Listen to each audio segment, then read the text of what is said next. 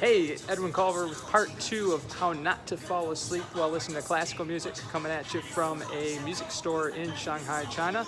Got Beethoven behind me, and we will jump into numbers 5, 6, and 7 right now. Number 5, learn about the instrumentation used in the piece of music you're going to hear. So if it's for a whole symphony orchestra, you've got a lot of instruments to learn about. If it's for a solo piano, look up some of the history of the piano or learn more about how the instrument actually works. You'll actually learn that there's certain limitations that each instrument has, and each composer kind of has to contend with those limitations.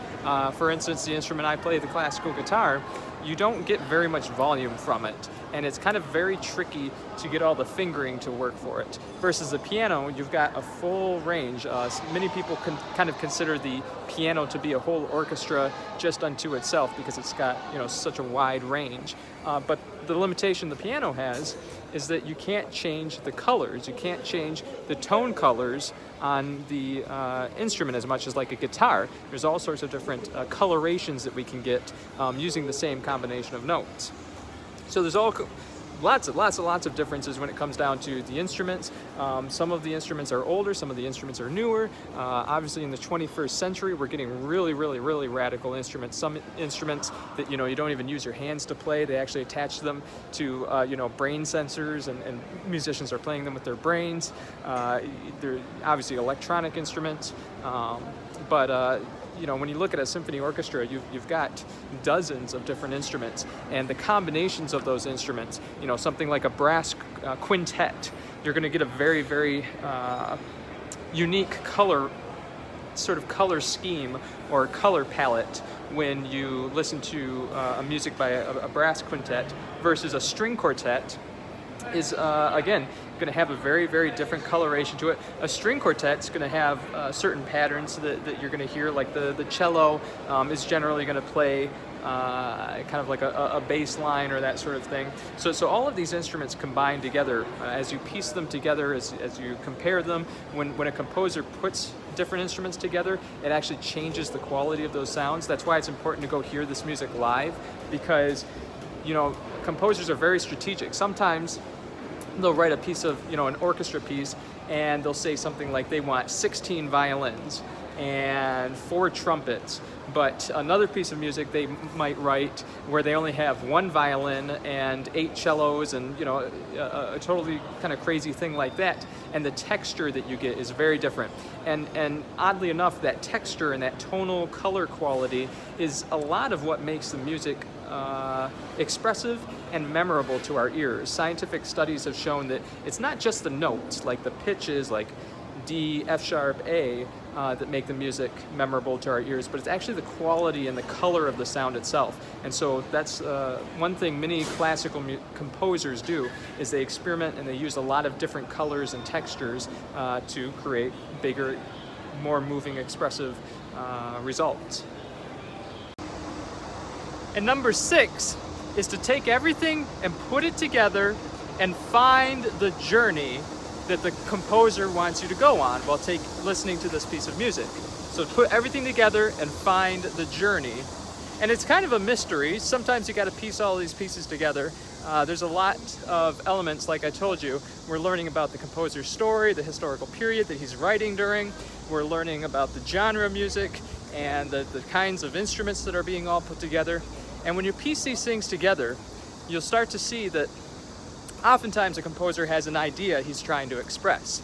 Sometimes this can be what's called programmatic, where it's a literal story, like Beethoven's Pastoral Symphony, which is about him kind of going for a walk out in nature, but then a storm brews and comes through, things like that.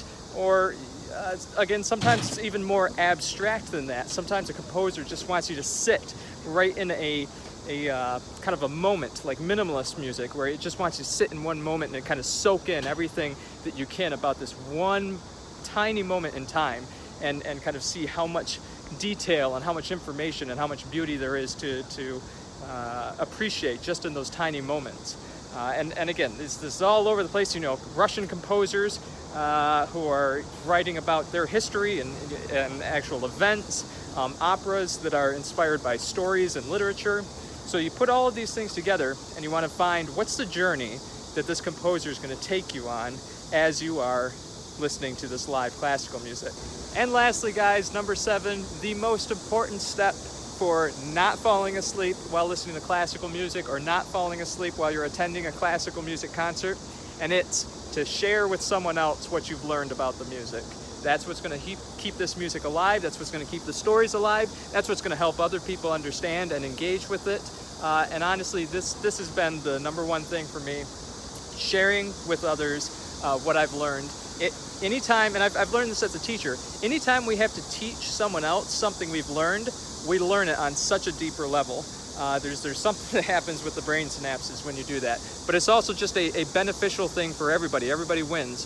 You know, you've gotten to share what you've learned. Someone else learns it now. They very well might share it with someone else. But the more and more people who appreciate and engage and fall in love with what's being expressed in this music, the better. You might have heard at the beginning of this video, I kind of told you my why.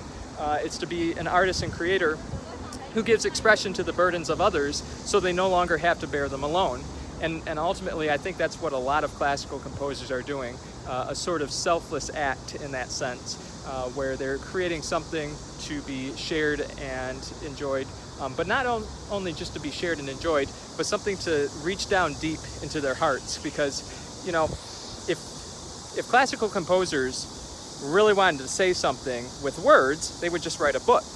But there's certain things that can't be said with words, and sometimes it takes this mysterious art of music, and in this sense, classical music, because classical music is all about the big ideas, the tough ideas, the ideas that kind of like Shakespeare would wrestle with, ideas that take time to unfold and to mull about and to churn and honestly to struggle with. A lot of classical music, I'll be honest, it's not cut and clear in black and white all the time.